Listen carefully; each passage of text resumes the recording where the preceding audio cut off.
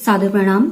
मैं नीरजा चौधरी एक बार फिर आपके अपने चैनल इन्फोनी कॉर्नर में आप सभी का स्वागत एवं अभिनंदन करती हूँ। आज के टॉपिक में हम 5 पॉइंट्स पर डिस्कस करने वाले हैं जो कि बायोलॉजी के पॉइंट ऑफ व्यू से बहुत ज्यादा इंपॉर्टेंट है कि हम उनके बारे में जानें। बहुत छोटे छोटे से पॉइंट्स हैं लेकिन कई बार कंफ्यूजन क्रिएट कर देते हैं, तो इन चीजों को ध्यान में रख के मतलब छोटे छोटे बिंदुओं को आज लेकर आए हैं। तो जिसमें हम बात करने वाले हैं आज जीनोम की, प्लाज्मोन की, साथ ही हम बात करेंगे रेकॉन की, म्यूटॉन की और सिस्ट्रॉन की। इम्पॉर्टेंट है इनके बारे में जानना कि ये क्या चीजें हैं और ये किस तरीके से यहाँ पर इनको जाना जाता है, बायोलॉजी में इनका क्या रोल है। देखिए, सबसे पहले बात करते हैं बिना टाइम गवाए जीनोम के बारे में। जीनोम क्या चीज होती है? एक्चुअली जीनोम कई बार बड़ा एक कंफ्यूजन क्रिएट करता है। कई बार एक बड़े क्वेश्चन अराइज होते हैं, जैसे हमारे कुछ जो भी व्यूअर हैं उनमें से पूछा कि जीन और जीनोम में क्या डिफरेंस है, तो इसी को ध्यान में रखकर यहाँ पर ये छोटा सा टॉपिक लेकर आए हैं। देखिए, जीनोम एक्चुअली होता क्या है। जब भी कोई जेनेटिक मटेरियल की हम बात करेंगे तो पूरे का पूरा जो जेनेटिक मटेरियल होता है वो 2 तरीके का होता है। एक होता है जीनोम और एक होता है प्लाज्मोन। ठीक है। अब क्रोमोसोम्स है, क्रोमोसोम्स के सेट होते हैं 2 तरीके के। क्रोमोसोम के सेट कैसे होते हैं? एक होते हैं हैप्लॉइड सेट और एक होते हैं डिप्लॉइड सेट। तो क्रोमोसोम के जो हैप्लॉइड सेट होते हैं, हैप्लॉइड का मतलब हो गया कि जो अगुणित सेट है, जो अगुणित समुच्चय है या जो अगुणित सेट है, ये हैप्लॉइड सेट ही क्या कहे जाते हैं? जीनोम कहे जाते हैं। यानी आप इसको ऐसे समझिए, जो गैमीट है, गैमीट में क्या होते हैं? गैमीट में हैप्लॉइड क्रोमोसोम्स होते हैं। तो गैमीट में जितने क्रोमोसोम्स नंबर होंगे ये वही यहाँ पर क्या हो जाएंगे? जीनोम होंगे। और ये बात हम जानते हैं, जो क्रोमोसोम है, क्रोमोसोम के ऊपर जीन पाए जाते हैं। तो ये हुआ जीन और जीनोम। दूसरी बात करते हैं प्लाज्मोन की। प्लाज्मोन क्या होते हैं? अब ये तो था कि जो क्रोमोसोम है, क्रोमोसोम में हैप्लॉइड सेट मिल रहे हैं, वो हो गए जीनोम। ठीक। यहाँ पर क्रोमोसोम के बाहर जेनेटिक मटेरियल जो होगा, उस बाहर वाले जेनेटिक मटेरियल को बोला जाता है प्लाज्मोन। ध्यान दीजिएगा, क्रोमोसोम्स के बाहर जेनेटिक मटेरियल होगा, उस बाहर वाले जेनेटिक मटेरियल को बोला जाता है प्लाज्मोन। ठीक है। अब ये कैसा होता है? जैसे 2 एग्जांपल से आप समझिए। जैसे प्लास्टिड यानी कि लवक की मैं बात करूं तो प्लास्टिड का जो प्लाज्मा जीन होगा वो क्या कहा जाता है? प्लास्टोजीन।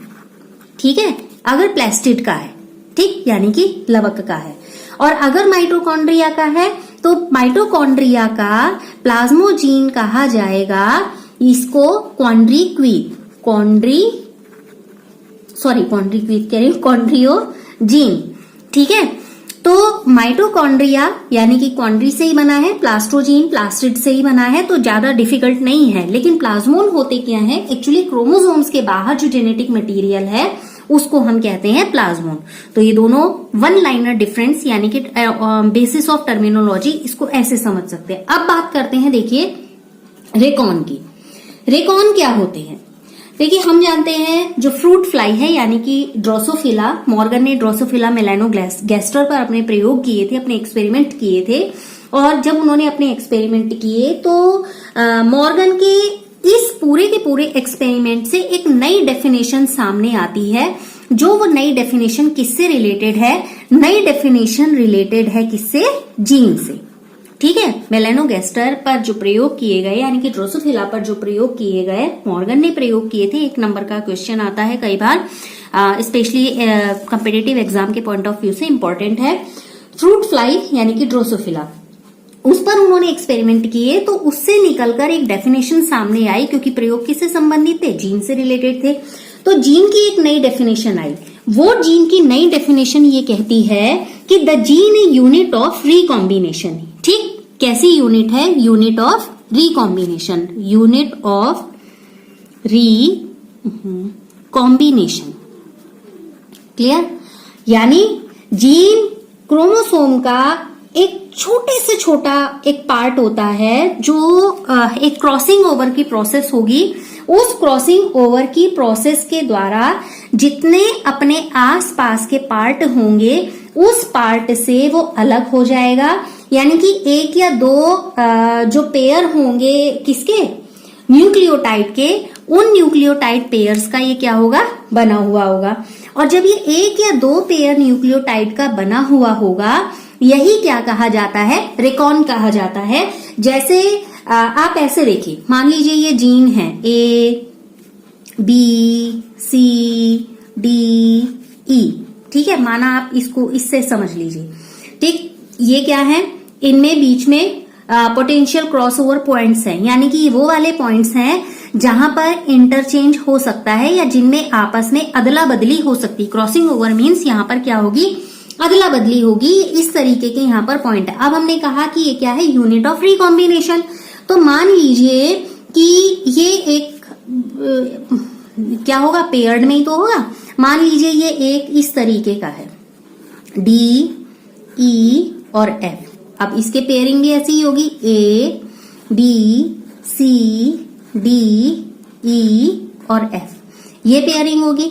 ठीक है, अब ये जो पेयरिंग होगी जहां पर अदला बदली इनमें होनी है, यहां तक तो सब ठीक चल रहा है, D और D तक तो ठीक चल रहा है। इसके बाद ये वीक पॉइंट्स आता है और यहाँ पर क्या होती है, इनका यहाँ पर इस तरीके से अदला बदली हो गई या इनमें इस तरीके से रिकॉम्बिनेशन यहाँ पर हो गया। तो ये क्या हो जाता है, हमारा रिकॉम्बिनेशन पॉइंट हो जाएगा। ठीक है, कौन सा पॉइंट हो गया, रिकॉम्बिनेशन पॉइंट, क्योंकि यहां से भी एक्सचेंज कर रहा है और ये इधर से भी एक्सचेंज कर रहा है। ठीक, तो इस तरीके की स्थिति को, यानी कि इस तरीके के एक या दो पेयर्स जो न्यूक्लियोटाइड के बनेंगे यहाँ पर, इनको क्या कहा जाएगा, रेकॉन कहा जाएगा। अब जब माना म्यूटेशन हो रहा है, ठीक है, उस समय जो भी म्यूटेंट्स होंगे या म्यूटेजेनिक जो भी एजेंट्स होंगे जिनके बारे में हम बार बार एक्सपेरिमेंट कर रहे हैं, उनसे रिलेटेड हम बार बार स्टडीज को सामने लेके आ रहे हैं। तो उसके बाद क्या हुआ, जब स्टडीज फर्दर कंटिन्यू हुई है तो जीन की एक सेकेंड डेफिनेशन सामने आती है। पहली डेफिनेशन जिस पे बेस्ड थी वो ड्रोसोफिला पर बेस्ड थी, जो मॉर्गन के प्रयोग के बाद आई, जिसे रेकॉन हमने यहाँ पर कहा कि ये क्या है, एक यूनिट है, रिकॉम्बिनेशन की यूनिट है। और जब क्रॉसिंग ओवर यहाँ पर होता है तो क्रॉसिंग ओवर के द्वारा ये क्या करेगा, अपने पास वाले पार्ट से, अपने पास वाले भाग से ये अलग हो जाएगा। ठीक है, अब यहाँ जो म्यूटेजेनिक एजेंट्स हैं उनके बारे में हम जान रहे हैं। तो यहाँ पर एक डेफिनेशन फिर से सामने आती है कि क्रोमोसोम एक ऐसी स्मॉलेस्ट यूनिट है या एक ऐसी छोटी से छोटी यूनिट है जिसकी वजह से म्यूटेशन हो सकता है, यानी जिसकी वजह से उत्परिवर्तन हो सकता है। देखिए यहाँ पर चेंज हो रहा है, चेंज होने का मतलब कोई न्यू कैरेक्टर यहाँ पर अपीयर हो सकता है। ठीक है, इसको हम इसी से कंटिन्यू करके अगर समझें तो यहाँ देखें क्या हुआ कि अब क्योंकि म्यूटेशन यहाँ पर हो सकता है बिकॉज यहाँ पर इंटरचेंज हो रहा है, तो एक न्यूक्लियोटाइड या एक से ज्यादा न्यूक्लियोटाइड्स के जो ये पेयर्स बने हुए होंगे ये क्या कहे जाएंगे, म्यूटॉन कहे जाएंगे। ठीक है, क्योंकि जो जीन है जैसे ये है A, B, C ऐसे समझेंगे, D, E और F। ठीक है, पेयरिंग ऐसी होगी A, B, C, D, E और F। हमने यहाँ इंटरचेंज देखा E में, तो मैं इसे थोड़ा सा शेडी करके दिखा देती हूँ जो ये यहाँ पर दिखा रहा है, यानी कि इसमें चेंज हुआ, ये रिकॉम्बिनेशन पॉइंट था, तो ये क्या होगा, यहाँ पर म्यूटेशन हो सकता है। आपस में ये तो कनेक्टेड है, ये तो जीन है ही आपस में इस तरीके से, लेकिन यहाँ जो चेंज हुआ था तो हमने इसी को तो रिकॉम्बिनेंट यहाँ पर बताया था कि यहाँ पर रिकॉम्बिनेशन हो रहा है। तो ये जो रिकॉम्बिनेशन हो रहा था यहाँ पर ये पॉइंट आया, इस पॉइंट की वजह से क्या हुआ, म्यूटेशन यहाँ पर हो सकता है। तो इस तरीके से एक या दो न्यूक्लियोटाइड पेयर्स में जो चेंजेस हो रहे हैं या जो यहाँ पर एक नए पेयर्स बन रहे हैं, तो वो ये क्या कहे जाएंगे, म्यूटॉन कहे जाएंगे।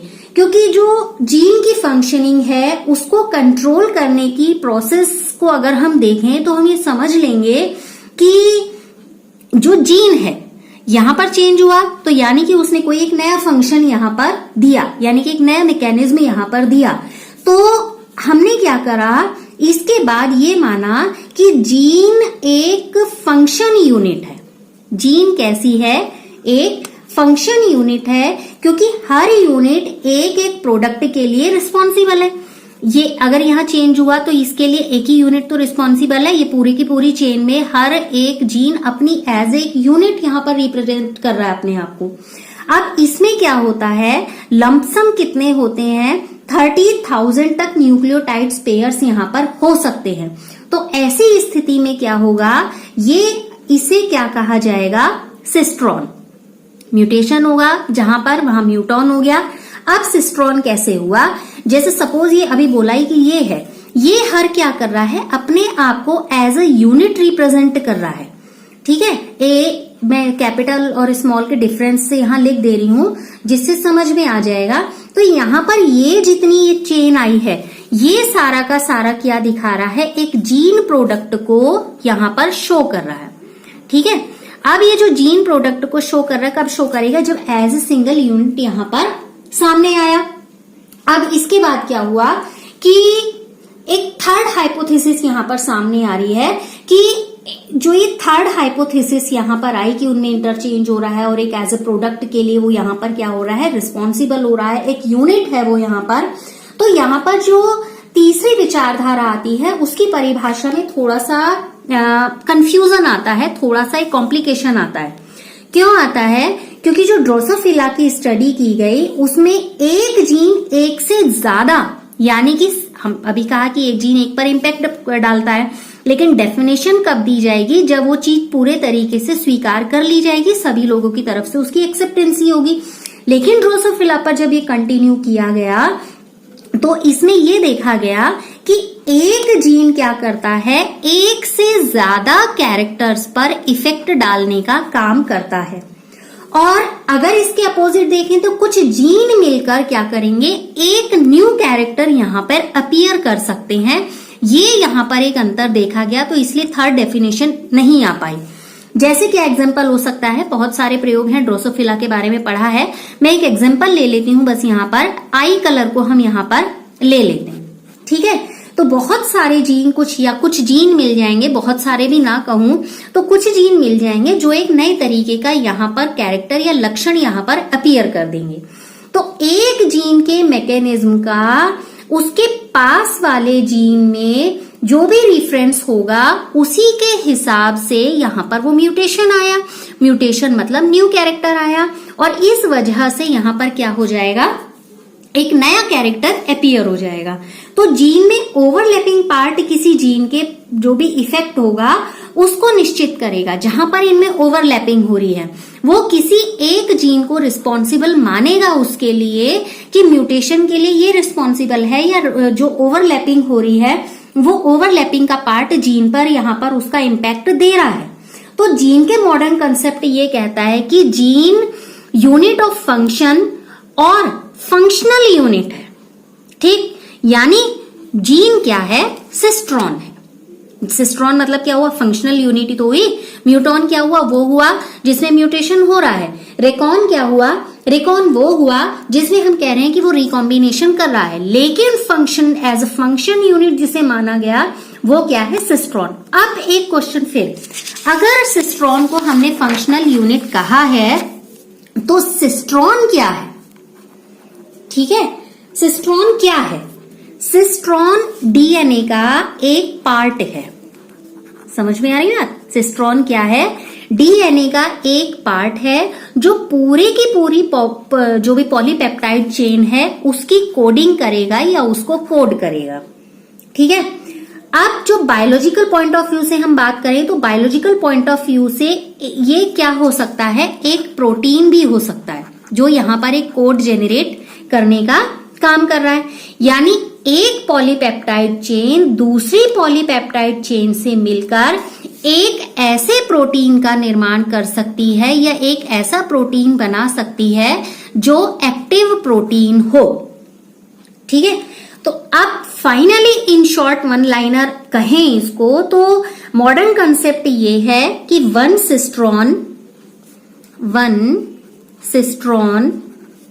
One polypeptide chain.